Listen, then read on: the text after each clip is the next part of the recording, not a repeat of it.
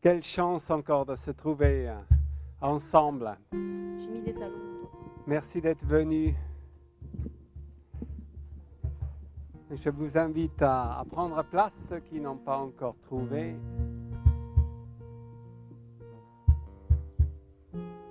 On dirait qu'on est encore en petit comité. Merci Seigneur Jésus. Merci pour ce moment que tu nous permets de vivre encore, Seigneur. Merci Seigneur pour l'amour fraternel et ces moments vraiment particuliers, ces moments privilégiés. Seigneur, je te bénis. Je te bénis pour ce que tu es. Je te bénis Seigneur parce que tu es celui qui a tout créé, qui nous connaît parfaitement. Seigneur, merci de nous conduire à te connaître encore plus. Amen. Vas-y, Benjamin. Bonjour à chacune, à chacun. Je vous invite à vous lever. On a de la chance quand même de pouvoir être ici, dans ce beau cadre, sur des chaises de camping. Ça nous rappelle les vacances. Ça, c'est cool quand même.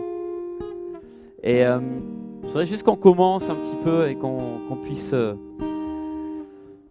que j'avais à cœur, en fait, en ce début de louange, c'était vraiment de se recentrer sur lui, dans ces temps où c'est un petit peu... on n'a toujours pas retrouvé, en fait, nos conditions normales de louer, de l'adorer.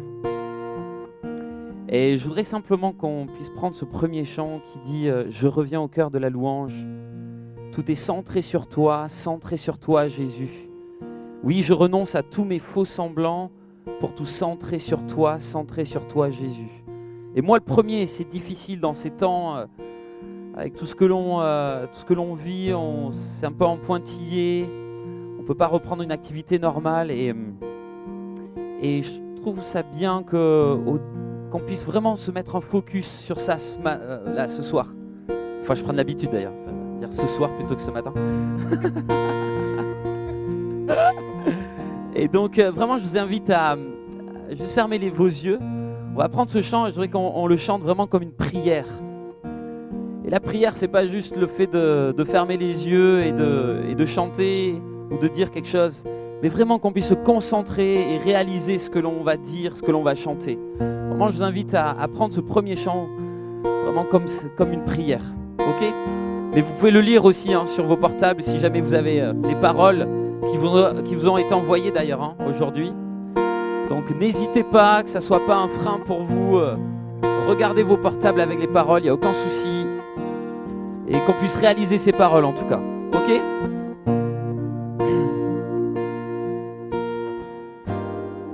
Et le chant terminé, et le rideau retombe. Je viens simplement porter mon offrande, car j'ai le désir de réjouir ton cœur. J'apporte plus qu'un beau chant, j'apporte plus qu'un beau chant. Chanter ne suffit pas pour répondre à ton appel. Oh oui Seigneur, les apparences sont trompeuses. Tu vois bien au-delà. Oh Dieu, tu sondes mon cœur. Je reviens au cœur de la louange. Tout est centré sur toi. Oh Seigneur, centré sur toi. Dites-lui ce soir, oui, je renonce à tous mes faux semblants pour tout centrer sur toi, centrer sur toi. Encore une fois, je reviens au cœur de la louange. Tout est centré sur toi, centré sur toi, Jésus. Oui, je renonce à tous mes mes faux semblants, pour tout centrer sur toi, centrer sur toi, Jésus. Oh, oh, oh.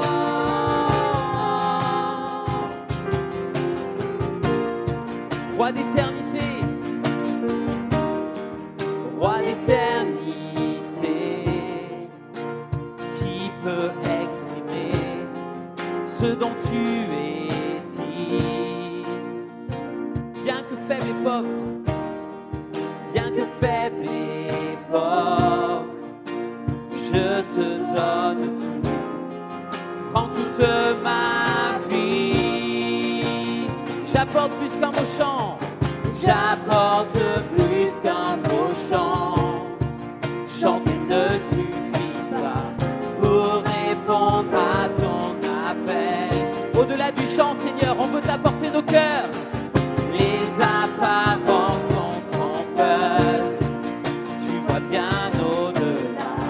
Oh Dieu, tu sondes mon cœur. Je reviens au cœur de la louange. Tout est centré sur toi, Jésus, centré sur toi, Jésus. Oui, je renonce à tous mes faux semblants, tout centré sur toi, centré sur toi, je reviens encore tous ensemble. La louange, tout est centré sur toi, centré sur toi, Jésus. Oui, je renonce à tous mes faux semblants, pour tout centrer sur toi, centré sur toi, Jésus. Je reviens au cœur de la louange. Tout est centré sur toi, centré sur toi, Jésus. Oui, je renonce à tous mes faux semblants, pour tout centrer sur toi, centré sur toi, Jésus. Est-ce qu'on peut acclamer notre Dieu ce soir? Car il en est digne. Et au-delà des chants, au-delà de nos... On veut vraiment apporter nos cœurs devant lui. Et jeunes et vieux tous ensemble.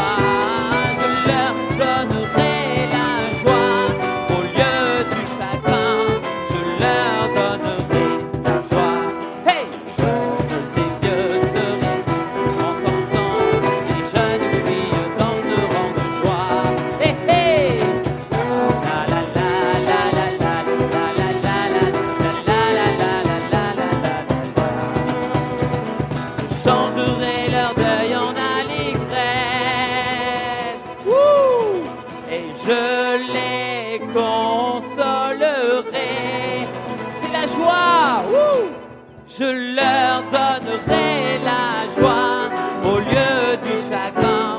Je leur donnerai la joie.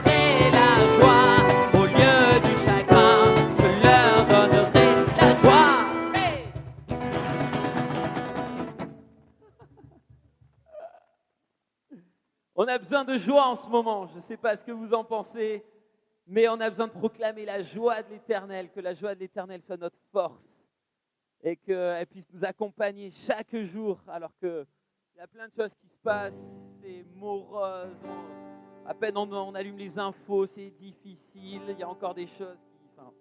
bref, en tout cas, on veut accueillir la joie de l'Éternel au milieu de nous.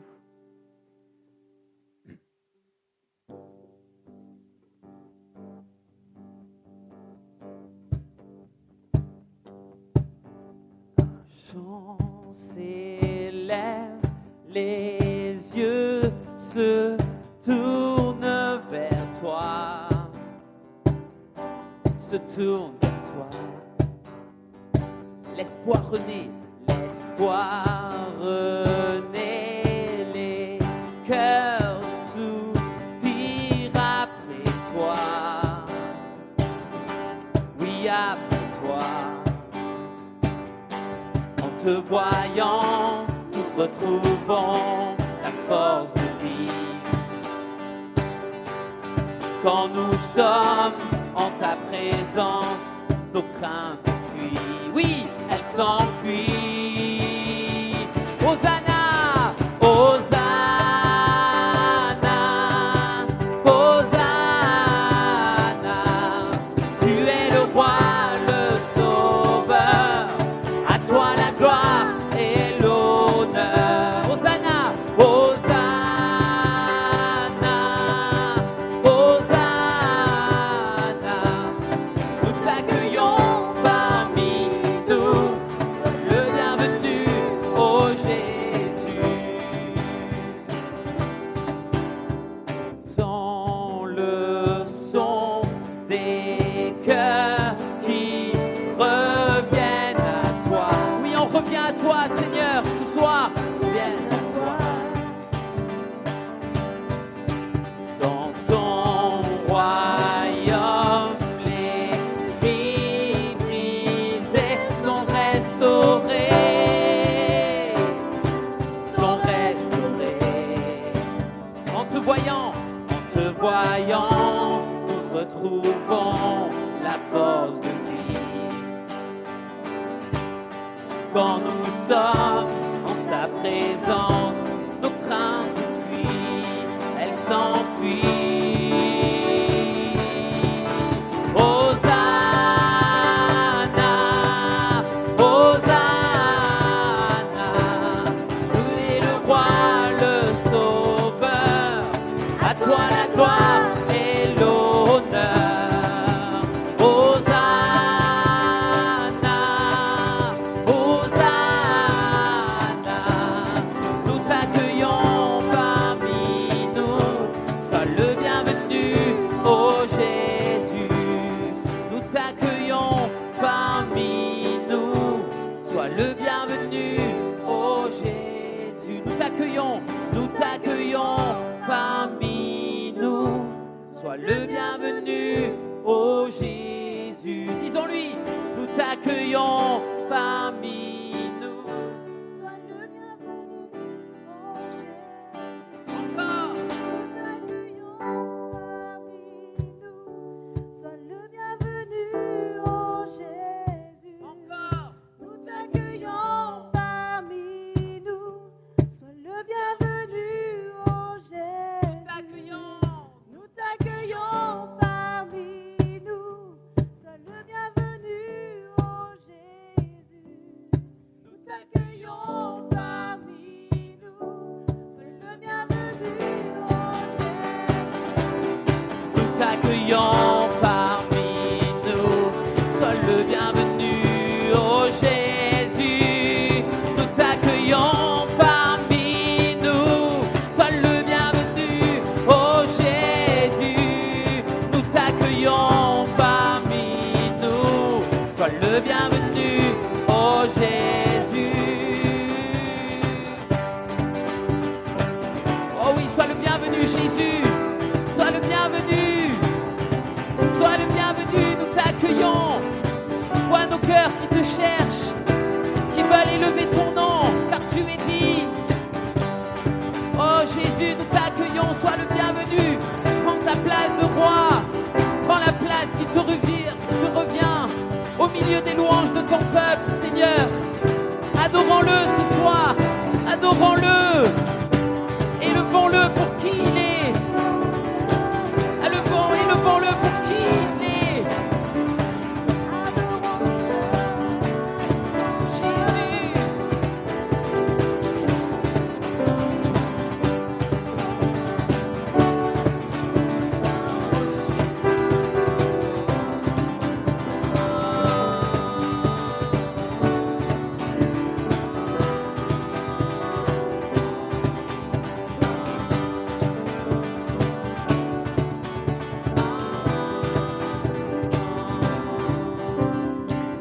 Soyez dans la liberté ce soir en tout cas. Si vous voulez bouger, je crois que la distanciation sociale peut être respectée vu la place qu'on a.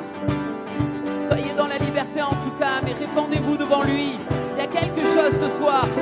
Il y a quelque chose au-delà de juste se réunir parce qu'on est bien entre nous. Il y a aussi un travail qu'on doit faire parce que on doit élever son nom. On doit l'élever lui. Il y a quelque chose qui doit se passer, un déclic qui doit passer. Alors je vous invite vraiment à élever son nom. Élevez-le, laissez-vous conduire par son esprit qui est là. Son esprit qui est à côté de chacun, de chacune.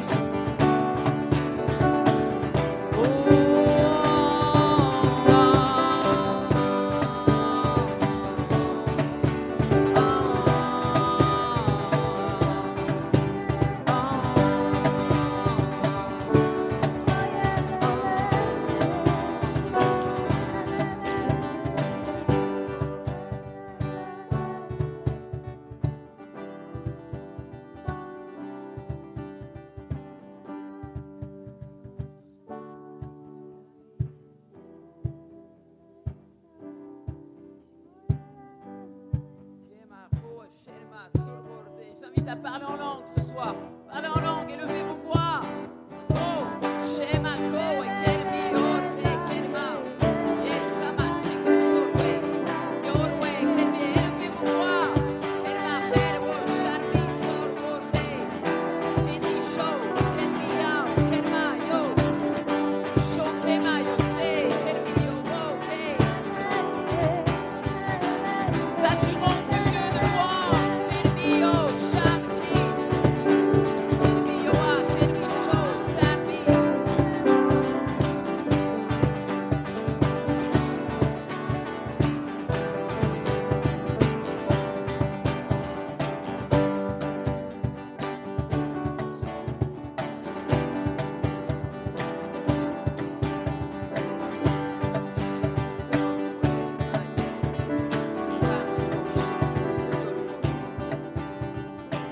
Je reviens vers toi, Jésus. Je reviens vers toi. Je reviens vers toi, Jésus, pour puiser l'eau du puits. Je reviens vers toi, Jésus. Je reviens vers toi. Je reviens vers toi, Jésus. Car tu es la source de vie. Je reviens vers toi, Jésus. Je reviens vers toi. Oh, je reviens vers toi, Jésus. Car tu es la source de vie. Je reviens vers toi, Jésus. Je reviens vers toi. Je reviens vers toi, Jésus, car tu es la source de vie. Oh, oh, oh, oh. Revenez à la source ce soir. Revenez à la source intarissable. Revenez à cette source qui est rafraîchissante.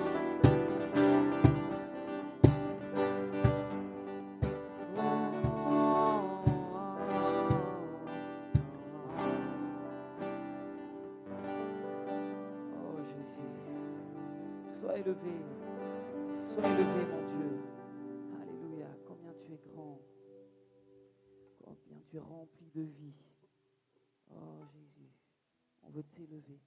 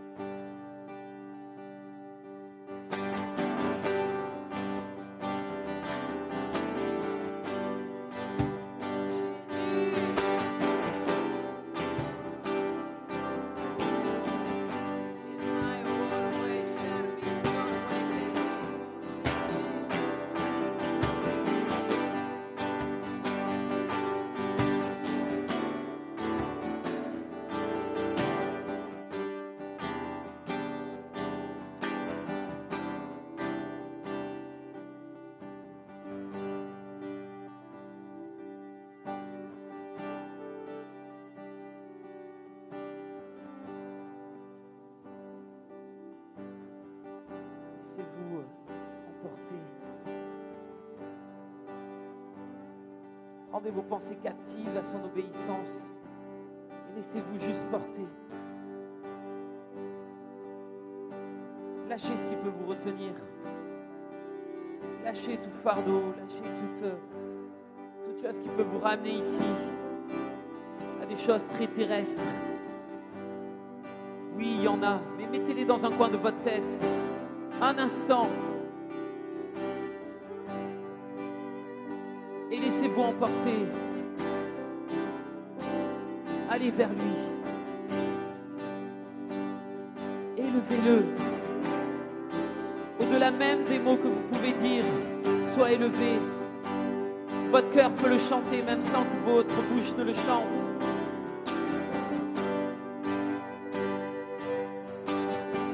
Parlez de l'intérieur, parlez de votre cœur, parlez de votre intériorité.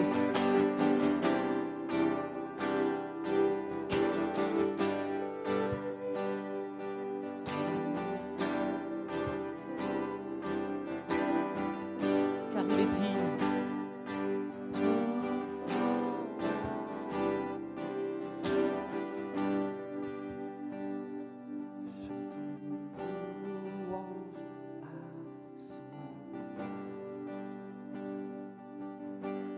louange à son nom, le nom au-dessus de tout autre nom.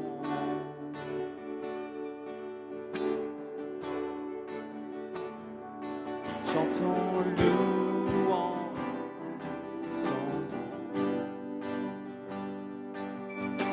et honneur à son nom,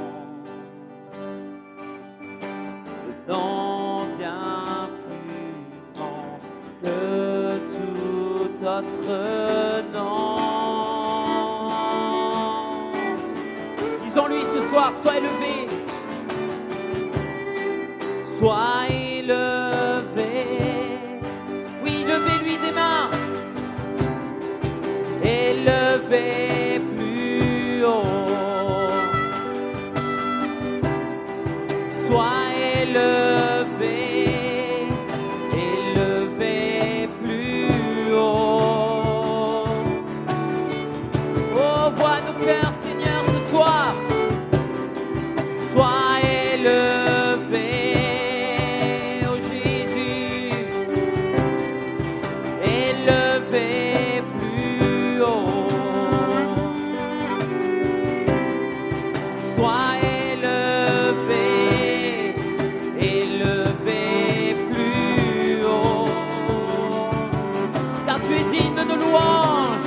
Ton nom est vie.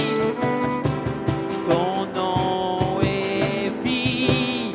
Ton nom est l'espoir en... Oui, l'espoir. L'espoir en moi. Tu es amour. Tu es amour. Toujours là à chaque pas. À chaque... Ton nom est vie. Ton nom est vie, ton nom est l'espoir en moi, l'espoir en moi. Tu es amour, toujours là, à chaque pas, à chaque fois.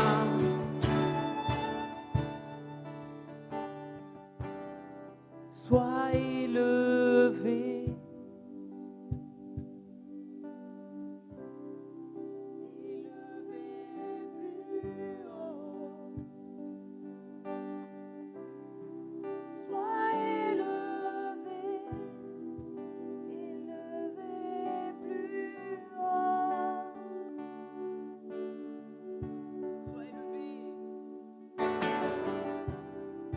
Sois élevé,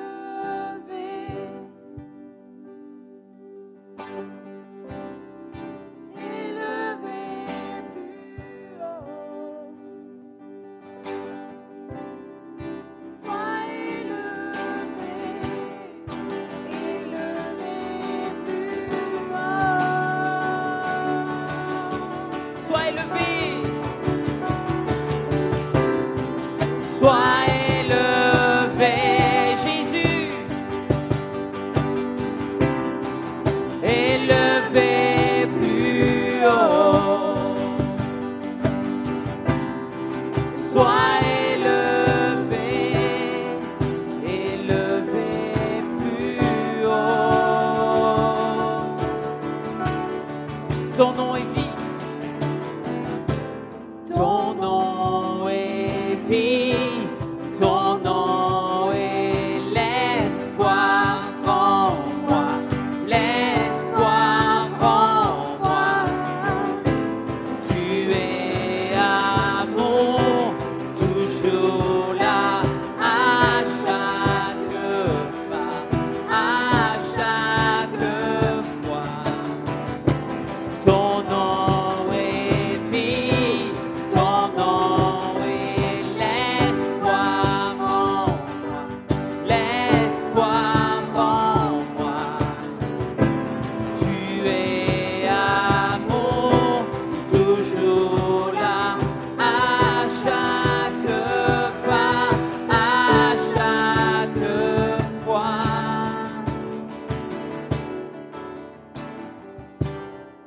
Sois élevé,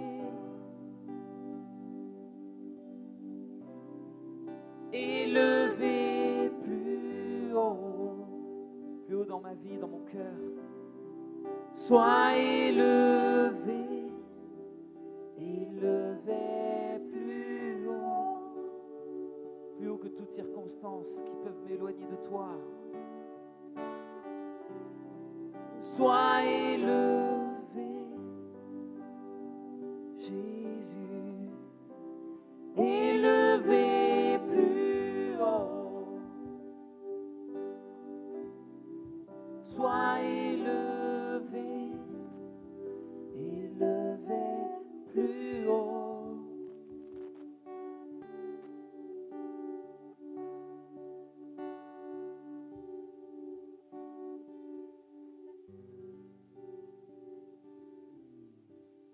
Merci Seigneur.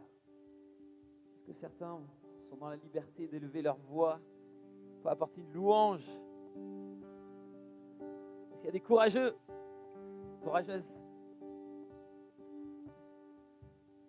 Oh Jésus.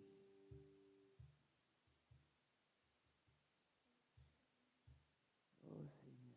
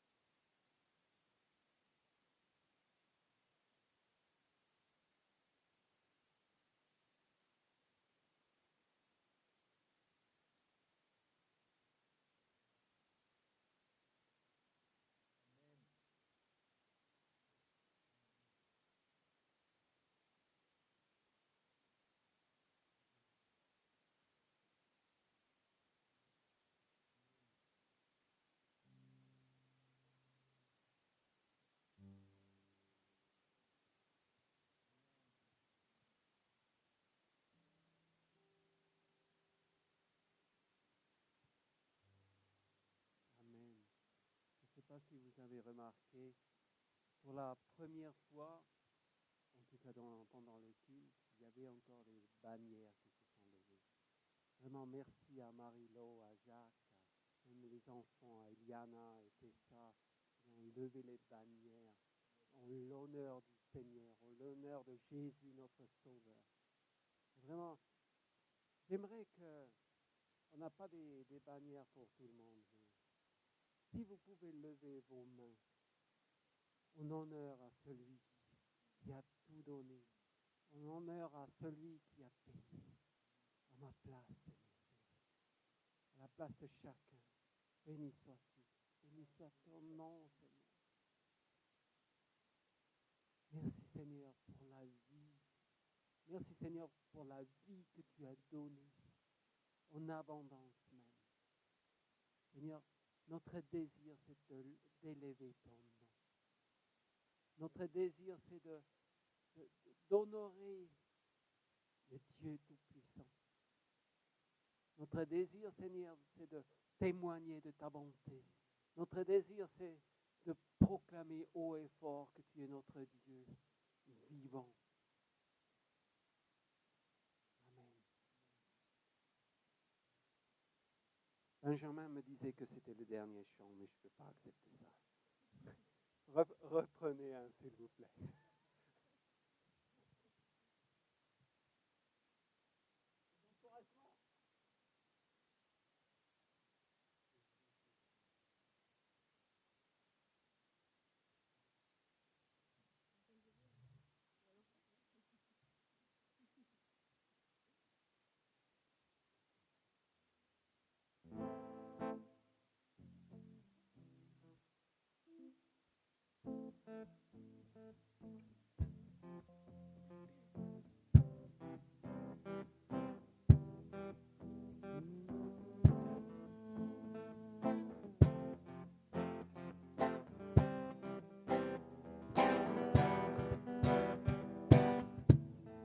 Amour parfait, tu t'es donné à la croix pour tout effacer de mes péchés. Tu t'es chargé sur le bois. C'est par ta grâce seule que je suis pardonné. C'est par ta grâce seule que tu m'as racheté. Oh, oh, oh. Merci pour la croix, ton amour pour moi. Oh, oh. Ta grâce ne faillit pas.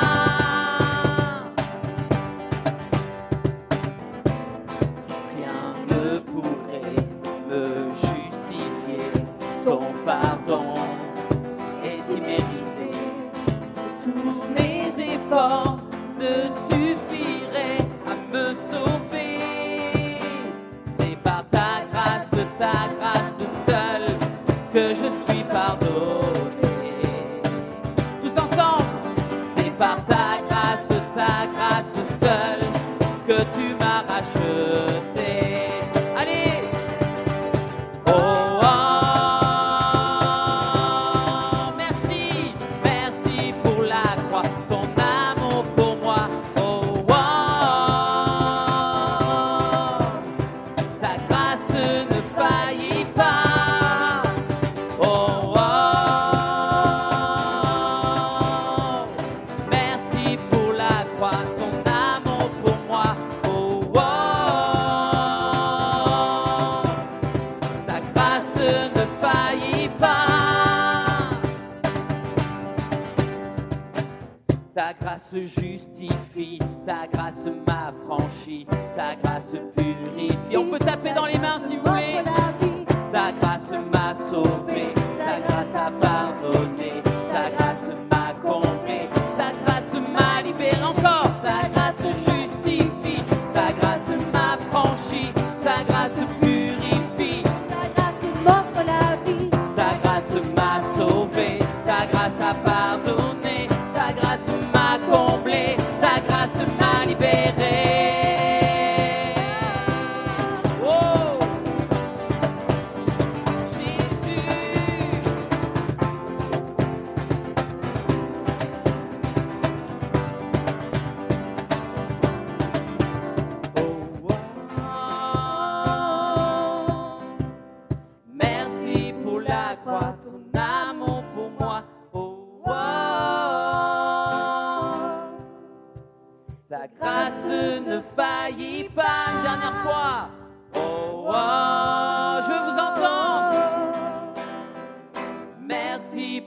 la croix, ton amour pour moi. Oh, oh. Ta grâce ne faillit pas. Acclamons-le ce soir, acclamons-le. Ta grâce ne faillit pas.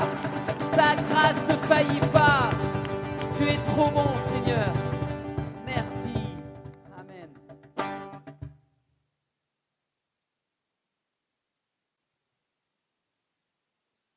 Merci. Non, je vais vous épargner quand même. Damien, viens. C'est Damien qui va nous apporter la parole aujourd'hui. Yeah. Allez, oh.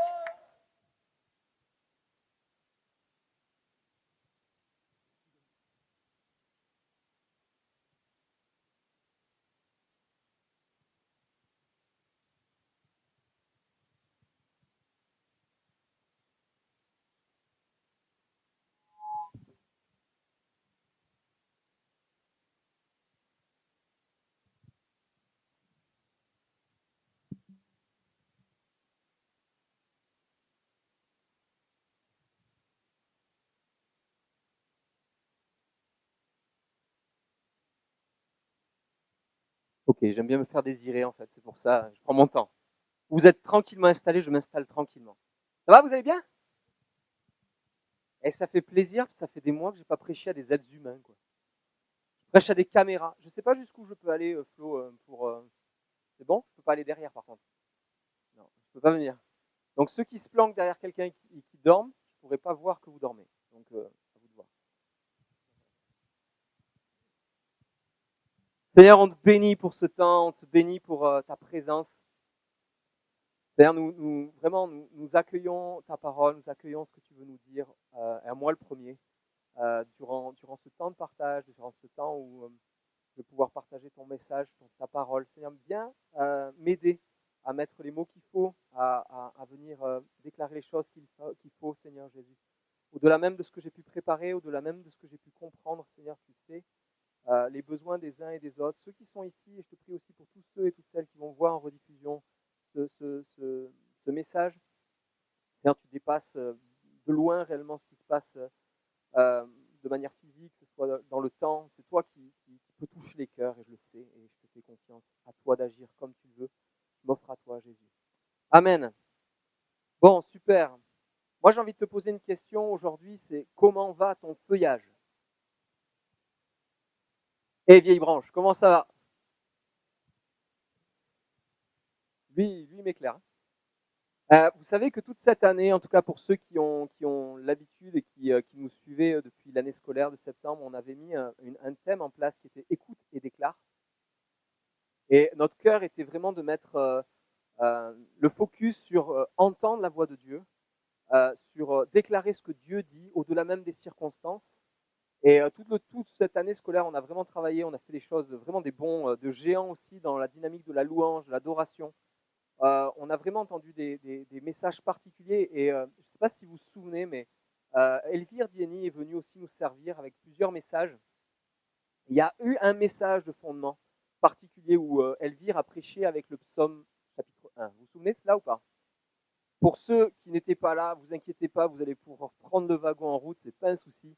En fait, je vais juste relire les psaumes 1 du verset 1 à 3. Heureux l'homme qui ne suit pas le conseil des méchants, qui ne s'arrête pas sur la voie des pécheurs et ne s'assied pas en compagnie des moqueurs, mais qui trouve son plaisir dans la loi de l'Éternel et la médite jour et nuit.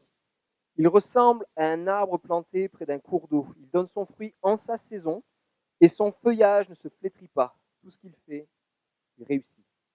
Alors il y a eu plusieurs choses que Elvire a dit, mais je sentais qu'il y avait quelque chose de très particulier sur le plan communautaire. Et c'est que il fallait qu'on apprenne à ce que l'arbre soit bien planté au bon endroit, soit planté près du cours d'eau, soit planté près de la présence de Dieu. Et elle venait un petit peu pointer du doigt dans nos vies, et moi dans ma vie premièrement, c'est que souvent nous plantons notre maison, notre habitation, notre lieu de vie dans la bataille, et nous allons chercher des fois le conseil de Dieu dans sa présence. Et elle nous a demander, et avec son témoignage personnel, est-ce qu'elle avait vécu, et c'est toujours plus intéressant quand les personnes nous prêchent quelque chose qu'ils vivent. Donc je vais essayer de vous prêcher quelque chose que je vis. Voilà, je me suis mis des bâtons dans les roues tout seul aujourd'hui. Mais on a entendu vraiment le cœur de Dieu venir nous chercher en disant « Oh, Damien, oh, chacun d'entre vous, oh, celui peut-être qui m'écoute là, à ce moment-là, est-ce que ta maison est bien bâtie dans la présence de Dieu? Ou est-ce qu'elle est en plein milieu de la bataille, continuellement? Et tu te fais assaillir de coups continuellement. » Et ça nous a particulièrement impacté. Et souvent dans la dynamique prophétique, ce que j'apprends, moi aussi je fais mes leçons, ce que j'ai vraiment besoin, c'est qu'on passe souvent d'un message à l'autre. On passe souvent d'une histoire à l'autre. On cherche, on ne s'arrête pas et on ne médite pas ce que Dieu est en train de nous dire sur le moment. Et plutôt que de rester là et d'entendre tout ce que le Seigneur veut nous dire.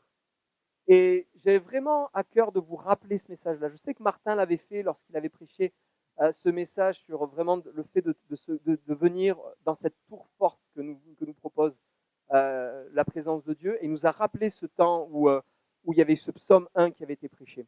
Et moi, j'aimerais, plutôt que de vous parler de l'endroit où l'arbre a été planté, de la position où elle a été plantée, vous vous souvenez de la première question que je vous ai posée? C'est quoi? Non, c'est pas comment vas-tu, vieille branche, c'est pas ça que je vous ai dit. Comment va ton feuillage? Et je ne sais pas vous, mais en tant que chrétien, souvent, on se concentre sur le fruit. On se concentre sur qu'est-ce que je vais pouvoir porter comme fruit, qu'est-ce que ma vie va pouvoir porter comme fruit. Et en fait, j'ai été vraiment très interpellé, c'est que dans ce texte, il ne nous est pas dit que l'arbre portait du fruit tout le temps. Il nous est dit que les feuilles de l'arbre ne tombaient jamais, ou en tout cas que l'arbre était toujours vert. Et les feuillages, il nous est dit au verset 3, il ressemble à un arbre planté près d'un cours d'eau, il donne son fruit en sa saison, et son feuillage ne se flétrit pas. Tout ce qu'il fait lui réussit. Donc comment va ton feuillage? Même si c'est l'hiver pour toi, comment va ton feuillage? Il ne nous est pas dit, s'il y avait l'hiver, il n'y a pas de feuilles. Ou s'il y a l'automne, il y a les feuilles qui tombent. Mais comment va ton feuillage? Comment va ta vie? Moi, personnellement, c'est venu me chercher, en fait, cette parole-là. Je me suis dit, ok, souvent, en fait, mon état émotionnel, mon état spirituel est quand même assez ballotté par le fait que je ne vois pas forcément du fruit dans ma propre vie. Et souvent, je m'interroge sur le fruit. Je m'interroge sur la quantité, je m'interroge sur la qualité du fruit que porte ma vie. Je m'interroge sur ce que je fais, ce que je ne fais pas bien. Et souvent, en fait, l'analyse que je fais est une source de découragement pour ma propre vie parce que je ne vois pas de fruit. Mais ce n'est peut-être pas la saison pendant laquelle Dieu veut que je porte du fruit. Il me demande simplement que mon feuillage ne se flétrisse pas. Et ça a été libérateur quand j'ai compris ça.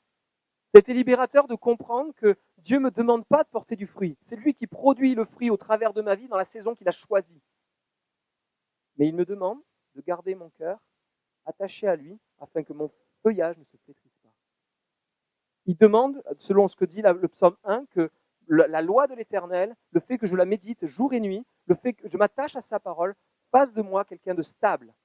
De moi, quelles que soient les circonstances que traverse ma vie, que ce soit la douleur, que ce soit la peine, que ce soit la difficulté, que ce soit la trahison, mon cœur ne n'est pas ballotté, mon cœur reste dans l'espérance, mon cœur reste dans la foi, dans l'attachement à Dieu.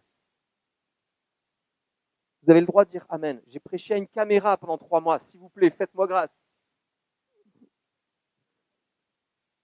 Et souvent, la quête de notre destinée, message très à la mode, et même nous, on fait un partenariat avec une école qui s'appelle Destinée, fausse un peu la donne. Parce qu'on a l'impression qu'on veut être au cœur du plan de Dieu, mais le fait qu'on manque de fruits, on se dit, Seigneur, on est disqualifié, on n'est pas dans notre destinée. On est continuellement en train de chercher parce qu'on ne porte pas des fruits dans le moment. Ce n'est pas ce que Dieu nous demande. Dieu ne nous demande pas forcément de courir après porter du fruit, il nous demande de vivre selon l'esprit. Ça rime, mais ce n'est pas la même chose. Vous vous souvenez, Galates 5, au verset 16, il nous a dit « Voici donc ce que je dis, marchez par l'esprit et vous n'accomplirez pas les désirs de votre propre nature. » Et ça vient faire écho au fait que nous nous plongeons et nous restons dans sa parole. Qu'est-ce que dit Dieu vraiment? Pas qu'est-ce qu'il nous semble logique. Bien sûr, on reconnaîtra un arbre à son fruit. Mais c'est la conséquence, le fruit. Ce n'est pas la source. Nous, on met toujours le focus sur la conséquence. Mettons le focus sur la source. Il nous a dit de garder sa parole et d'être animé sur l'esprit. Moi, j'ai envie de te dire une chose. Si tu ne te rends pas captif de la parole de Dieu, alors l'ennemi te rendra captif de ses accusations. Cette révélation de te dire, je ne te demande pas de porter du fruit, mais je te demande que ton feuillage soit fleuri, que ton feuillage soit vert, que l'arbre porte des feuilles. Et moi, je m'occupe de te faire porter des fruits au moment où j'ai prévu que tu portes du fruit pour qu'un autre soit bâti par ton fruit et que lui-même puisse porter du fruit et qu'il puisse bâtir un autre par ton fruit. Et là, je me suis posé la question, mais quel pourrait bien être cet arbre dont parle le psaume 1 ? Ben, imaginons un peu, vous avez le droit d'imaginer, c'est pas un péché d'imaginer. Hein. Imaginons un instant, c'est quoi cet arbre ? Peut-être, je sais pas, un chêne. Bon, porter des fruits, porter des glands comme fruits, moi, ça m'intéresse pas beaucoup. Mais il tombe les feuilles, effectivement. Un arbre fruitier, un pommier, un cerisier, ça marche pas. Je dis, mais Seigneur, mais c'est pas possible. Les choses qui sont devant mes yeux, ben, c'est pas logique. Il n'y a rien qui est logique. Pourtant, c'est le Dieu créateur. Il y a peut-être un exemple. Il y a peut-être quelque chose. Et j'ai fait des découvertes. Vu que je suis passionné par l'arboriculture, le désherbage, le jardinage. Pour ceux qui ne sont pas là, les gens se moquent de moi. Mais je leur pardonne, parce que mon cœur est pur.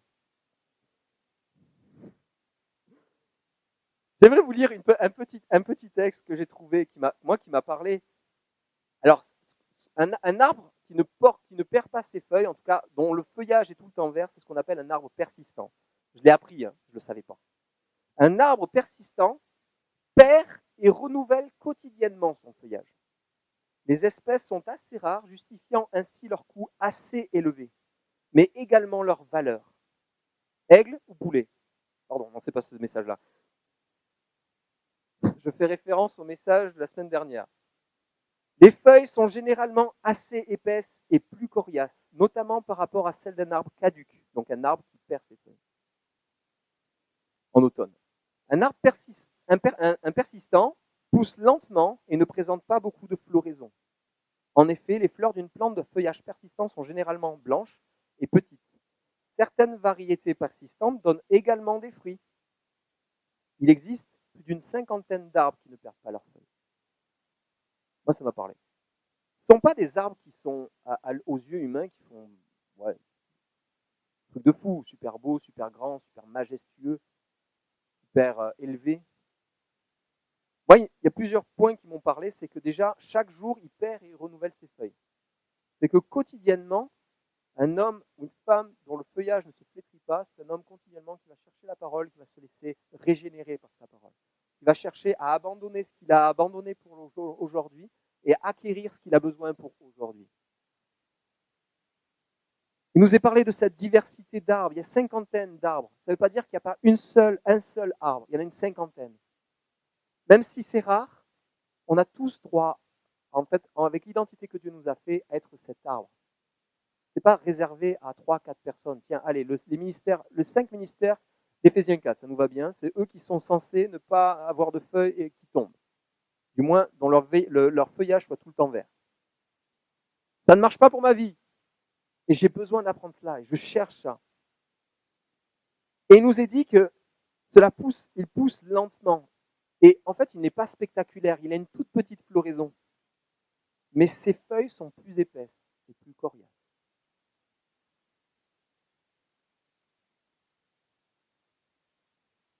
Vous vous souvenez que Dieu ne regarde pas à l'apparence, il regarde au cœur. Ça ne vous fait pas penser à une histoire particulière, ça ? David, ma maman, un point. Mais on va y venir tout à l'heure. Alors je suis allé un petit peu plus loin.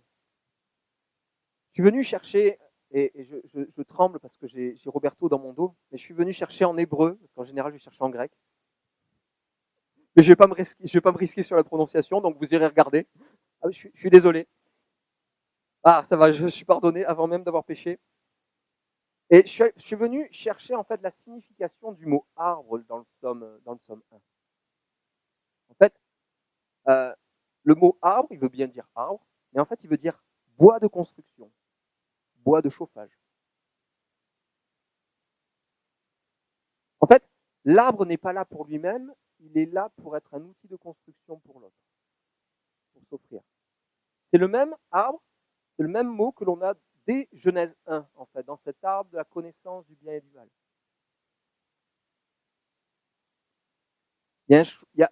Sauf qu'à un moment donné, on s'approprie l'arbre que nous sommes, on s'approprie la destinée que Dieu nous a donnée, et on est frustré de ne pas rentrer dans quelque chose, alors que Dieu ne nous demande pas de nous réaliser nous-mêmes, de réaliser ce que lui a prévu pour nos vies, il nous demande de nous mettre au service de l'autre, de manière à ce que lui fasse que nous soyons dans notre destinée, et que nous portions du fruit. Est-ce que vous me suivez? Ou est-ce que ça fait un peu Jean-Claude Van Damme? Non, ça va? Ça vous fait penser à ce texte, en tout cas moi c'est ce texte qui est venu me chercher de Philippiens au chapitre 2 au verset 3. Il nous est dit, ne faites rien par esprit de rivalité ou par désir d'une gloire sans valeur, mais avec humilité considérez les autres comme supérieurs à vous-même. Que chacun de vous, au lieu de regarder à ses propres intérêts, regarde aussi à ceux des autres. Que votre attitude soit identique à celle de Jésus-Christ, lui qui est de condition divine. Il n'a pas regardé son égalité comme Dieu, comme un butin à préserver, mais il s'est dépouillé lui-même en prenant une condition de serviteur, en devenant semblable aux êtres humains. Reconnu comme un simple homme, il s'est humilié lui-même en faisant preuve d'obéissance jusqu'à la mort, même la mort sur la croix, avec du bois. Et je vais venir sur cette histoire de David. Sauf qu'en fait, ce n'est pas tant David qui va m'intéresser. Et on parle souvent du roi David. Moi, c'est un homme qui m'inspire beaucoup. J'aime énormément lire son histoire. J'aime énormément apprendre des choses de lui, apprendre de son cœur, qui était un cœur selon le cœur de Dieu. Un aigle pour Dieu, clairement. Pas un poulet, ça c'est clair. Mais il y avait un homme que Dieu a placé à ses côtés qui était aussi lui un aigle pour moi. Un modèle de service, un modèle justement de gars qui avait compris ça avant même que Philippiens existe, en tout cas que Paul écrive aux Philippiens. Il avait capté ça, il l'avait mis en application dans sa vie, c'est Jonathan. Vous connaissez l'histoire de Jonathan? Les enfants, vous connaissez l'histoire de Jonathan, de David et Jonathan, ça vous dit? Les jeunes? Vous dormez? Bon, je vais continuer à vous bercer. Non.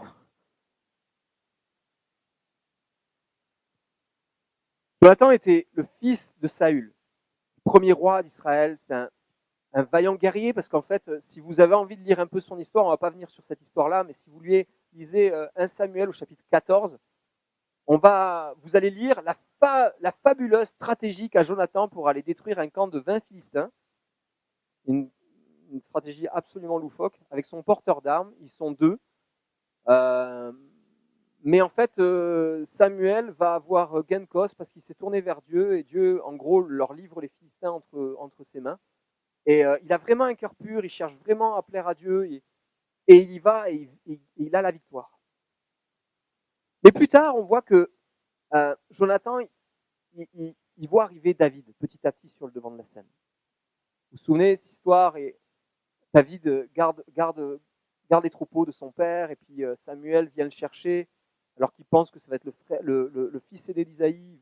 Finalement, après avoir passé tous les fils, il se retrouve, ah tiens, il y a un gars que j'ai peut-être oublié au fin fond, c'est peut-être mon fils qui est dans les champs là-bas, et puis David vient, vous connaissez cette histoire-là. David est venu, on vient le chercher pour pouvoir jouer de la musique auprès de Saül, pour adoucir ses mœurs, adoucir sa violence, adoucir...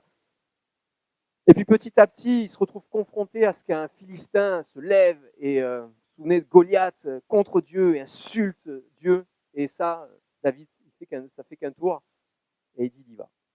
Et petit à petit, Jonathan voit arriver David, voit la qualité de cœur, voit la qualité d'engagement qu'il a pour Dieu, voit le fait que même il a victoire sur victoire, voit au fur et à mesure, en fait, même le peuple dire que Saül a vaincu 1000 hommes et que David en a vaincu 10 000.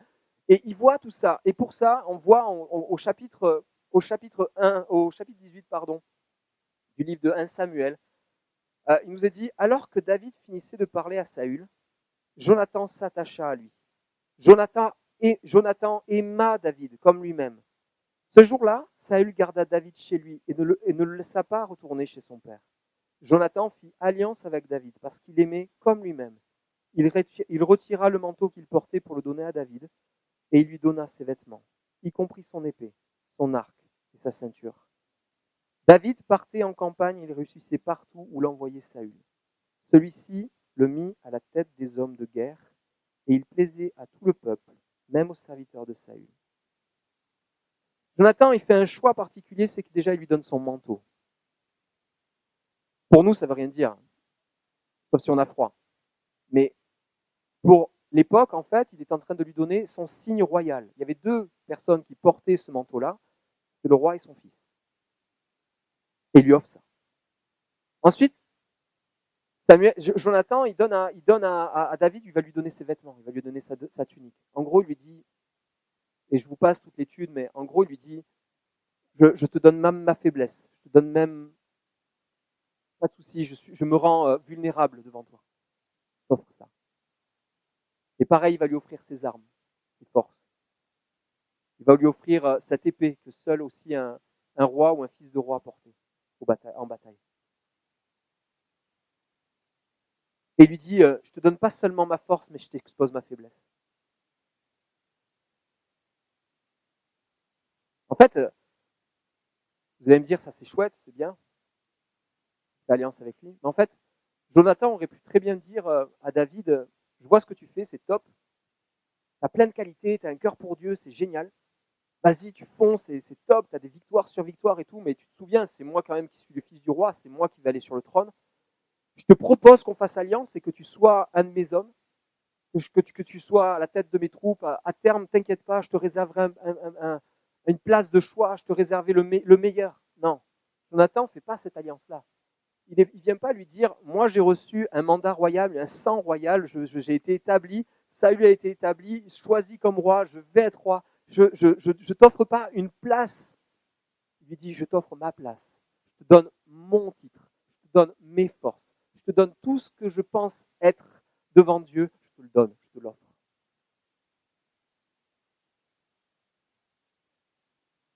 Ça n'a rien à voir. Ce bois de construction, ce bois de chauffage dont nous a parlé cet arbre qui est planté près du courant d'eau.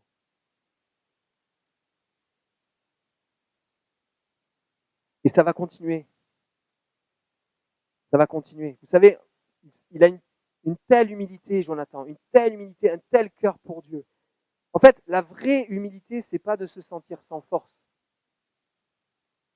La vraie humilité, c'est déclarer ses forces et confesser ses faiblesses. En fait, bâtir l'autre devient plus important que de se bâtir soi-même.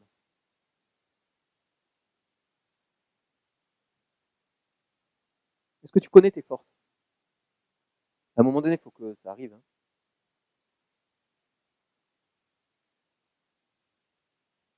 Est-ce que tu connais tes forces? Est-ce que vous connaissez vos forces? Est-ce que tu es prêt à renoncer à ces forces pour que quelqu'un puisse être bâti par elles? C'est le deuxième volet.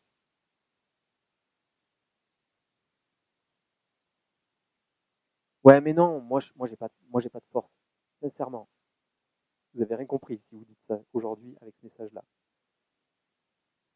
Chacun et chacune avait des forces particulières dans la saison dans laquelle vous êtes.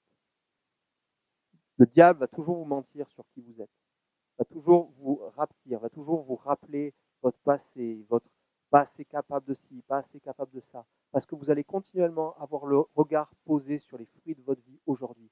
Sauf que Dieu ne vous demande pas de poser votre regard sur les fruits, il vous demande de vous offrir à l'autre avec les forces que vous avez pour aujourd'hui.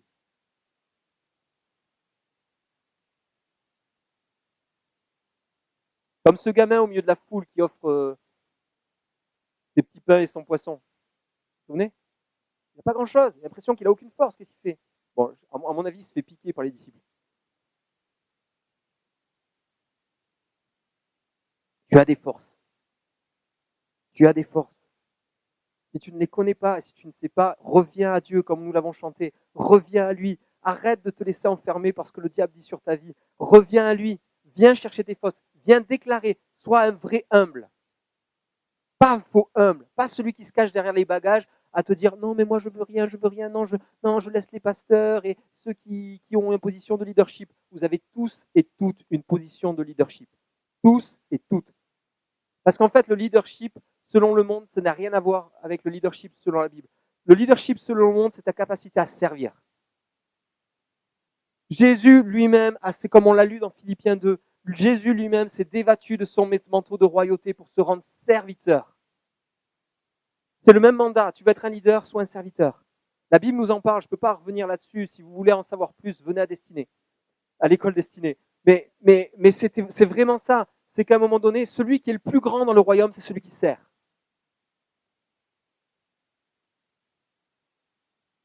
Tu as des forces. Et offrir ces forces ne veut pas dire que les autres doivent apprendre à être comme toi. Je me prêche à moi là. Offrir ses forces ne veut pas dire que les autres doivent apprendre à être comme toi, mais cela veut dire que l'autre peut s'en servir pour devenir qui il est selon Christ. J'ai mis du temps à la pondre celle-là, mais elle me plaît.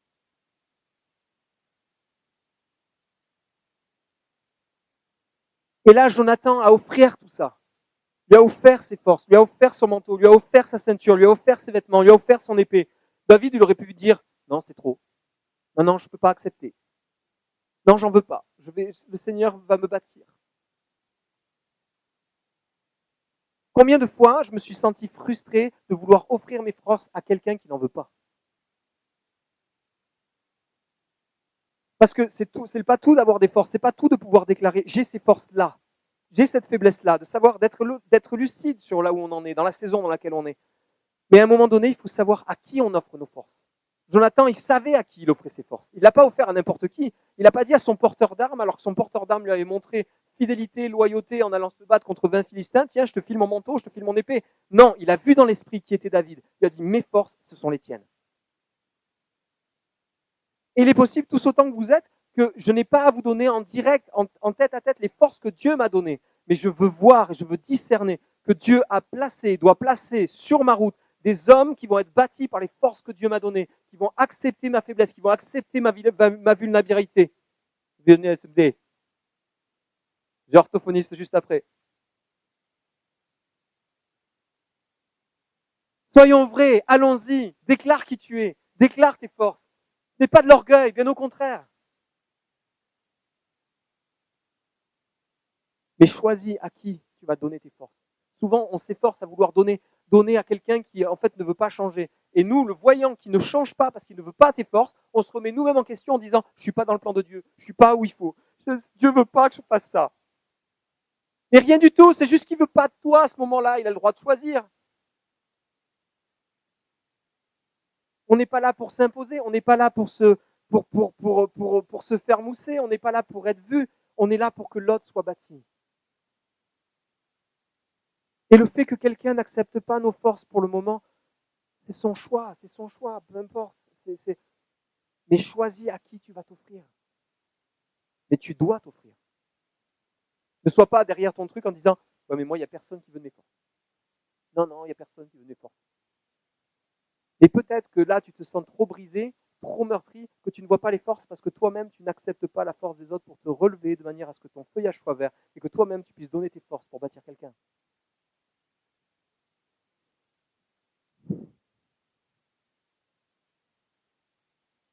Et David, lui, il a accepté l'alliance. Il a tout accepté. Et Jonathan, il a fait une alliance, il lui a donné le vêtement, il lui a donné le manteau, mais il n'a pas fait juste ça. Il n'a pas fait juste un truc style. Un truc, ça fait cool de donner mon manteau. Et là, tous les chrétiens ici applaudissent. Bravo, Jonathan, il est loyal, il est serviteur. Non, il a montré. Vous lisez à partir de 1 Samuel 19. Pas Saül qui veut faire mourir David. Mais Jonathan, il avertit David. Et il persuade son père de ne pas le faire mourir. Il se met en travers du roi. Vous allez me dire, bon, c'est bon, il est fils de roi, ça va, il va trop. Mais derrière, on voit dans les chapitres, je ne peux pas tout vous raconter, mais vous connaissez peut-être. Si vous ne connaissez pas, lisez ça pendant les vacances. C'est mieux que Netflix. À un moment donné, Jonathan, il va se retrouver où Saül va lui balancer une lance. Son père. Mais il n'a jamais bougé d'un iota. Il n'a jamais bougé dans la loyauté vis-à-vis de David. Il avait vu que David était un homme selon le cœur de Dieu. Il avait vu que son cœur était attaché à Dieu. Il avait vu qu'il avait besoin de lui donner ses forces. Il n'avait pas seulement besoin de gagner des batailles pour David, il avait besoin de se mettre à ses côtés.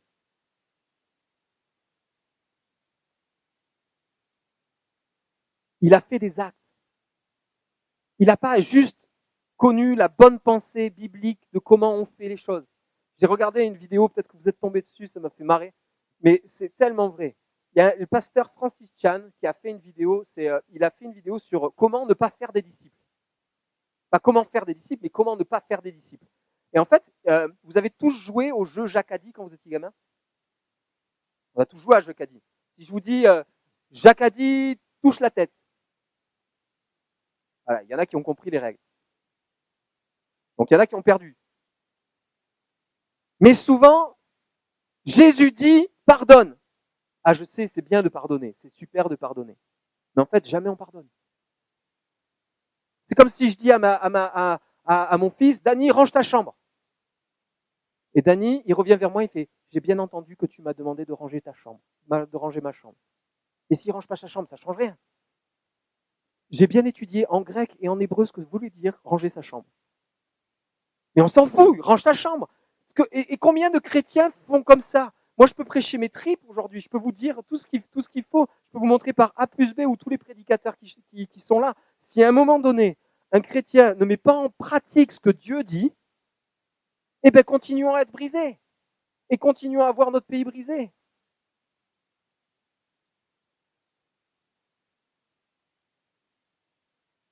Et là, on arrive à 1 Samuel 23, et là, c'est le point culminant du cœur du serviteur de Jonathan. 1 Samuel 23, verset 15, il nous est dit, voyant que Saül partait en campagne pour attenter à sa vie, David restait dans le désert de Ziph, dans la forêt. Ce fut alors que Jonathan, fils de Saül, se leva pour aller trouver David dans la forêt. Il fortifia sa confiance en Dieu et lui dit, n'aie pas peur, car mon père Saül ne parviendra pas à t'attraper. Tu régneras sur Israël et moi, je serai ton bras droit. Mon père Saül le sait bien aussi. Ils firent tous deux alliance devant l'Éternel. David resta dans la forêt et Jonathan retourna chez lui. Jonathan a capté un truc de fou. C'est qu'il n'était plus là pour devenir un guerrier, super guerrier et devenir le roi. Il ne s'est pas dit, ça y est, je suis disqualifié dans la saison dans laquelle je suis, c'est terminé, Dieu m'a abandonné, pourtant j'ai fait plein de trucs pour lui, et là je ne sais plus quelle est ma place, je n'arrive plus. Non, il s'est posé la question, il s'est dit, son ami est complètement malmené, son père, il est poursuivi pour être tué, il n'arrête pas. Il a dit, non, c'est pas mon cas, c'est pas moi, c'est pas mon statut, c'est pas ça qui m'intéresse. Ce qui m'intéresse, c'est mon ami. C'est celui qui porte l'espérance, il y a quelque chose sur sa vie. Je vais me mettre à son service, je vais servir Dieu, je vais lui donner, je vais lui dire, je te donne ma place et je serai vraiment ton bras droit, tu pourras compter sur moi, tu me mettras où tu voudras. Mais qui fait ça encore aujourd'hui, en 2020? Il y en a, j'espère. Et moi, ça m'a tellement bâti, ça m'a tellement béni. Je vais vous expliquer pourquoi, parce que vous allez voir, j'ai pris une repentance de fou en vous prêchant un message comme ça. Je ne suis pas en train de me montrer en donneur de leçons, bien au contraire, vous allez le comprendre juste après. J'espère. Peut-être. Vous réagissez encore? Je suis au musée Grévin ou quoi? Alors, quelles sont tes forces aujourd'hui que tu veux offrir et qui seront acceptées par pas un ami? Ou par ta femme ou ton mari? Est-ce que tu as peut-être quelque chose à donner Parce que c'est pas juste entre chrétiens ou à l'église locale. Je prêche pas juste pour l'église locale. Là, je prêche vraiment dans notre vie de tous les jours. Qu'est-ce que ça change dans notre vie de tous les jours? Moi, c'est ça qui m'intéresse. Comment ça marche dans la vie de tous les jours? Comment je peux me positionner? Quelles sont mes forces aujourd'hui quand je suis un enfant et que je veux bâtir mon papa, je veux bâtir ma maman? 5 ans, 6 ans, 7 ans, 8 ans, ça marche. Quelle réaction je vais avoir vis-à-vis de ma femme aujourd'hui? Comment je vais faire pour la bâtir? Quelles sont mes forces? Comment je vais la bâtir? En tant que femme, comment je vais bâtir mon mari? Comment je vais bâtir mes enfants? En tant que salarié d'une société, comment je vais bâtir mon entreprise? Même si le patron, il est non chrétien. Quelles sont mes forces? C'est un peu particulier de réfléchir comme ça. Comment bâtir mon église locale? Comment bâtir mon pays? Quelles sont mes forces à mon niveau? Et vous savez, je crois que c'est vraiment ça l'humilité.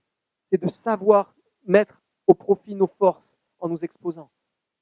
Si tu dis, voilà, je suis fort dans ça, je t'offre mes forces là-dedans, le premier risque que tu vas prendre, surtout dans le monde chrétien, est le gars pour qui il se prend.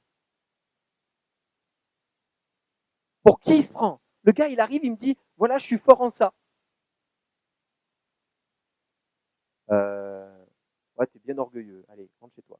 Non! Moi, je vais juste vérifier s'il est capable de dire sur quoi il est faible. Si le gars, il est juste fort en tout, il y a un problème.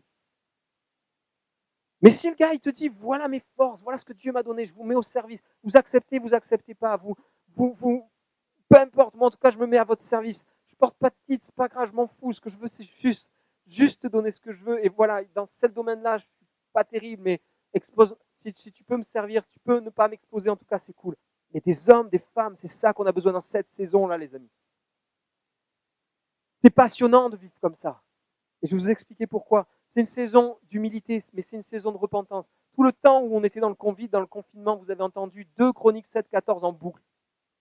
Si vous suiviez des choses sur la prière et sur les hôtels de prière et les maisons de prière et que vous-même vous êtes tenus devant Dieu, si vous n'avez pas touché une fois 2 Chroniques 7-14, à savoir si mon peuple sur qui est invoqué mon nom s'humilie, prie et me cherche, et s'il se détourne de ses mauvaises voies, je l'exaucerai des cieux. Je pardonnerai son péché, je guérirai son pays.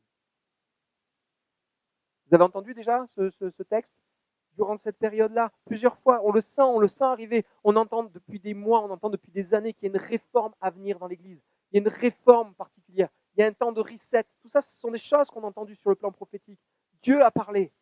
Mais Dieu, il n'a pas fait juste un truc comme ça pour qu'on ait quelque chose à discuter entre nous le samedi soir ou le dimanche matin. Manière de mettre, tiens, ordre du jour, tiens, on va parler de reset. Qu'est-ce que ça voudrait dire en grec? Non, qu'est-ce que ça veut dire pour notre vie? Qu'est-ce que ça veut dire pour ma vie? Qu'est-ce que ça change dans ma vie? Qu'est-ce que ça confronte dans ma vie? Comment ça va me faire bâtir l'autre? C'est un temps pour nous de courir près de Dieu, dans sa présence, et de nous exposer totalement, afin qu'on soit réellement transformé, afin qu'il y ait quelque chose qui se passe. Et David a montré son cœur, parce que je parle de Jonathan, et si vous voulez, je vous donne un devoir à la maison. Lisez le psaume 51. David a eu des faiblesses. David n'était pas un surhomme. Et justement, David avait cette qualité de cœur de se positionner et de venir devant Dieu. Lisez le psaume 51. Je ne vais pas le faire ce soir, parce que sinon je vous garde jusqu'à 23h. Mais vraiment, lisez ça. Juste le verset 12. Que ça soit notre prière à chacun, à chacune durant. Ô Dieu, crée en moi un cœur pur. Renouvelle en moi un esprit bien disposé. Ô Dieu, tout ce qui m'a décentré de la louange, comme nous encourageait Benjamin tout à l'heure. Tout ce qui m'a décentré de Dieu, tout ce qui m'a décentré de sa personne, tout ce qui m'a décentré de lui, tout ce qui me fait courir d'autres chevaux qui ne servent à rien, tout ce qui me décourage, toutes les circonstances qui m'accablent, tout ce que je crois ne pas être. C'est pas grave que tu crois ne pas être quelque chose, mais crois qui tu es en Christ. Venir proche de sa présence. Vous savez, et je vais en venir sur une partie un peu personnelle, donc je vais demander à ce qu'un divan soit installé, que je puisse m'allonger. Mais je ne sais pas vous, mais moi, dans ma vie chrétienne, les plus grosses sources de bénédiction ou de transformation de ma vie ont été des moments de repentance avec Dieu. Mais comment? Les plus gros changements positifs de ma vie ont été des temps de repentance avec Dieu. Si je suis l'homme que je suis aujourd'hui, avec plein de défauts, en marche, comme chacun d'entre vous, avec aussi des faits, des témoignages de vie où Dieu a changé ma vie et transformé ma vie, c'est parce qu'il y a une repentance particulière que Dieu m'a fait cadeau. Et souvent, chrétiens, on court après la bénédiction de Dieu. On court après ce qu'il va pouvoir nous donner en plus dans notre vie pour être un peu plus à l'augmentation, s'il te plaît, me permet de ne pas que je perde pas mon travail, des choses comme ça, mais qui est très bien, il n'y a pas de problème. Mais sincèrement, personnellement, je peux en témoigner. Ma vie a été marquée à chaque fois que j'ai un face-à-face douloureux avec Dieu. Un face-à-face où il est venu confronter quelque chose dans ma vie. Et je suis sincère avec vous. Je suis vraiment sincère avec vous. Si je devais choisir aujourd'hui un face-à-face avec Dieu qui change ma vie encore radicalement, qui me le fait connaître et qui me permette réellement de servir un maximum, de comprendre son cœur, d'être selon son cœur, et une bénédiction de ouf qui va changer mon compte en banque, j'ai vite choisi, même si ça va être douloureux. Parce que la repentance, un changement, un face-à-face avec Dieu, c'est difficile la première fois. Et même peut-être la deuxième fois. Et même peut-être la troisième fois. Je peux continuer comme ça un petit peu, si vous voulez. Pendant que certains pensent que la repentance est une punition que Dieu envoie sur celui qui a péché, écoutez bien ça. Pendant que certains pensent que la repentance est une punition que Dieu envoie sur celui qui a péché, je crois que la repentance est le cadeau que Dieu fait à un cœur humble devant lui.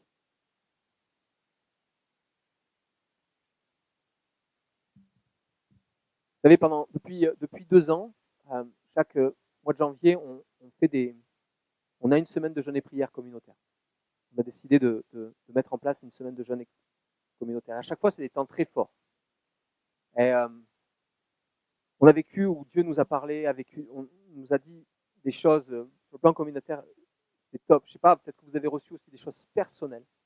Mais moi, pendant les 2 années, coup sur coup, 2019, 2020, à l'issue d'une semaine de jeûne et de prière, où je me consacre à Dieu, où je me consacre avec mes frères et sœurs, j'entends Dieu me dire, Damien, tu es un égoïste. Et le pire, c'est que je le partage ça avec des personnes autour de moi, et qui me disent, mais Damien, mais t'as vu ce que tu fais, t'as vu comment tu te donnes, t'as vu comment tu sers. Et moi, j'arrive pas à sortir de là. Pour moi, Dieu m'a parlé. Damien, tu es un égoïste. Et la première année, limite, je suis à la limite du burn-out parce qu'il faut que j'en fasse encore plus. Il faut que je prouve à Dieu que je suis pas un égoïste. Il faut que je me prouve à moi-même que je suis dans la position où Dieu veut. En fait, je suis dans la réalisation de moi-même. Je suis plus l'arbre qui bâtit les autres. Je suis en train d'essayer de me rafistoler tout seul. Mais je le sais pas encore. J'ai pas capté encore ça. Mais première année comme ça. Deuxième année, je me dis, je le prends avec. Moi, je sais pas comment on dit, mais ouais, j'essaie de prendre un peu du recul, mais je sens que Dieu veut m'amener quelque part d'autre, plutôt que de tomber dans quelque chose de pro-d'activité. Mais j'arrive pas encore à mettre les mots dessus. Et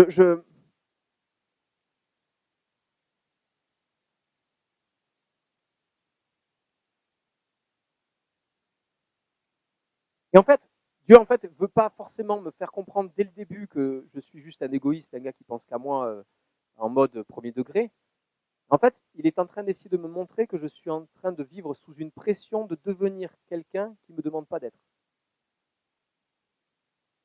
Je suis en train d'essayer de vouloir porter du fruit parce qu'un arbre est reconnu selon le fruit qu'il porte, en tombant dans le piège que moi je vais pouvoir produire le fruit alors que je dois placer ma confiance en lui, servir les uns, servir les autres, donner mes forces du moment, avec mes faiblesses, là où j'en suis, simplement. Pas en mode je vais mourir écroulé sous la charge. Une vie de chrétien à qui ça donne envie à personne d'ailleurs, alors qu'on est censé donner envie aux gens. Et en fait, petit à petit, je comprends que Dieu est en train de venir démonter un piège que je me suis mis tout seul sous les pieds, que l'ennemi est venu mettre sous les pieds. Que tout d'un coup, j'ai récupéré un bébé de devenir pasteur principal d'une église, et puis du coup, il faut que je trouve les stratégies que Dieu a prévues pour joindre un maximum d'entre vous, un maximum de personnes à la vision que Dieu m'a donnée, et du coup à la vision dont j'ai hérité. C'est une bêtise, les amis. Je me suis aperçu en fait que tout ce que Dieu me demande, il m'a dit, je t'ai placé là pour bâtir les autres. Juste pour bâtir, pour t'offrir avec ce que tu as. Ne cherche pas à produire quelque chose que tu n'as pas, juste produis ce que tu as. Juste donne ce que tu as. Juste donne ce que tu as. Oui, une offrande qui te coûte, comme disait David, j'offrirai pas devant l'Éternel une offrande qui ne me coûte pas. Une offrande qui me coûte, bien sûr, du temps, de l'énergie, parfois de la trahison, parfois les personnes qui ne veulent pas forcément de mes forces, parfois tout ce que tu veux, parfois, peu importe. Mais je ne veux plus être le centre de toute l'énergie que je déplace pour juste montrer à Dieu qu'il peut me faire confiance. Je ne suis pas digne de confiance. J'ai besoin de sa grâce pour être digne de confiance.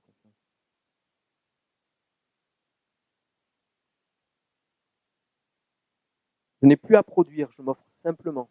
Je le laisse bâtir les vies au travers de moi. En tout cas, ma prière, c'est tout ce que je veux. Et depuis, le pire, c'est que j'ai commencé à faire des expériences. Dieu, parallèlement à ça, il a commencé à me faire des expériences où je me suis investi dans des vies, dans des personnes. Et je me suis aperçu que c'est pas moi qui portais des fruits, c'était eux. Et j'étais plus heureux. On se bat des fois à porter du fruit alors que notre objectif, et on croit qu'on va être heureux à chaque fois qu'on va pouvoir porter un peu de fruit, alors que Dieu nous demande simplement de bâtir l'autre. Et qu'importe si c'est lui qui prend le fruit, toi tu vas participer à ce qu'il mange du fruit. Quand David gagnait les batailles, c'était pour tout le peuple. Hein. Tout le peuple gagnait. Quand Jonathan gagnait, tout le monde gagnait. Quand David gagnait, Jonathan gagnait. Et il faut décloisonner à un moment donné entre nous. Quand un homme, une femme gagne, tout le peuple de Dieu gagne. Dieu gagne. C'est le principal. En fait, j'ai compris cette leçon. Dieu ne t'appelle pas à tout faire pour rafistoler ta vie. Il t'appelle à t'offrir pour bâtir les autres. Il s'occupera de transformer ta vie. Il y a plus de joie à donner qu'à recevoir. C'est quelque chose qu'on doit vivre. C'est quelque chose qui, moi, en tout cas, m'anime pour cette nouvelle année et pour cette année scolaire, pour ce temps de vacances. En tout cas, j'ai peut-être encore du mal à mettre des mots. C'est un processus long, en fait. Un processus long qui, petit à petit, où j'ai pu mettre des mots et j'ai pu être confronté sur pas mal de fonctionnements, pas mal de formes, pas mal de choses que les gens qui m'aimaient venaient me dire et me disaient, Damien, il y a ça, ça, ça, et ça résonnait tellement pas dans le fond de qui j'étais. Et en fait, je me suis aperçu que les mécanismes que j'avais commencé à développer étaient liés à ça. Et j'aimerais vous lire le texte de Philippiens que je vous ai lu tout à l'heure, mais dans une autre version, dans une autre traduction. Il nous a dit, si vous avez tiré quelque chose de la suite de Christ, si son amour a fait une différence dans votre vie, si être dans une communauté de l'esprit signifie quelque chose pour vous, si vous avez un cœur, si vous êtes interpellé, alors rendez-moi service. Soyez d'accord les uns avec les autres. Aimez-vous les uns les autres. Soyez des amis profonds. Ne vous frayez pas un chemin vers l'avant. Ne vous élevez pas. Mettez-vous de côté et aidez les autres à aller de l'avant. Ne soyez pas obsédés par votre propre avantage. Oubliez-vous assez longtemps pour donner un coup de main. Méditez sur la manière que le Christ Jésus a pensé à lui-même. Il avait un statut égal avec Dieu, mais ne pensait pas tellement à lui-même, au point qu'il n'était pas accroché aux avantages de ce statut quoi qu'il n'arrive. Le moment venu, il a mis de côté les privilèges de la divinité et a pris le statut d'esclave, devenu humain. Devenu humain, il est resté humain. Ce fut un processus incroyablement humiliant. Il n'a pas réclamé de privilèges spéciaux. Au lieu de cela, il a vécu une vie désintéressée et obéissante, puis est décédé d'une mort désintéressée et obéissante. Et la pire sorte de mort, une crucifixion.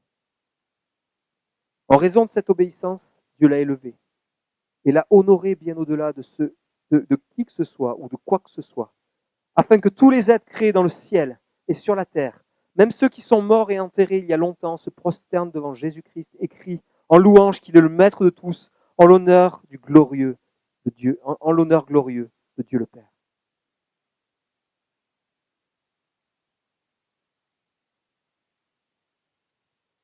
C'est vraiment un temps pour aller rouvrir des puits dans la vie des autres. Vous vous souvenez de la prédication de Florian? Peut-être décentre-toi peut-être des puits que tu dois réouvrir dans ta propre vie.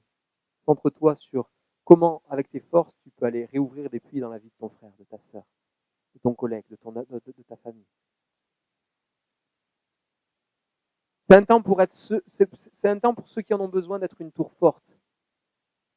Comme le disait Martin, ce lieu de repos, ce bois de chauffage dont nous est parlé, ce mot arbre. Personne qui se retrouve sans force. Peut-être juste être avec tes forces, venir être quelqu'un qui va réchauffer son cœur. C'est un temps pour qu'on ait des hommes, des chrétiens, une multitude qui soit cette variété d'arbres dont le feuillage ne se flétrisse pas, afin qu'on soit un signe d'espérance pour beaucoup, afin qu'on soit un signe d'espérance pour les autres. Prédication de Roberto. C'est vraiment un temps pour qu'on arrête de vivre comme des poulets. C'est vraiment un temps pour qu'on apprenne à vivre comme des aigles. Un temps où on apprend à se mettre au service, sans attendre en retour, sans médire, sans avoir une amertume, sans essayer d'exister, mais apprendre à ce que Dieu nous fasse exister en faisant exister l'autre. Eh bien,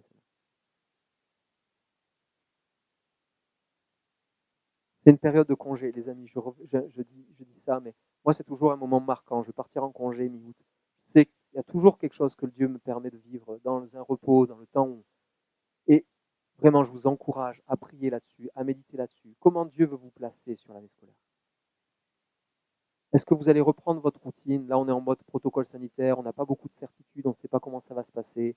Pour le moment, ils n'ouvrent pas. Enfin, les lieux de culte, ça va être juste masqué, on ne sait pas. Est-ce qu'on va se dire, ben, on va être ballotté par le vent, ou est-ce qu'on va vraiment se poser devant Dieu en disant, quelles sont les forces que tu m'as données, Jésus? Comment je vais me servir? Comment je vais te servir? Comment je vais servir l'autre?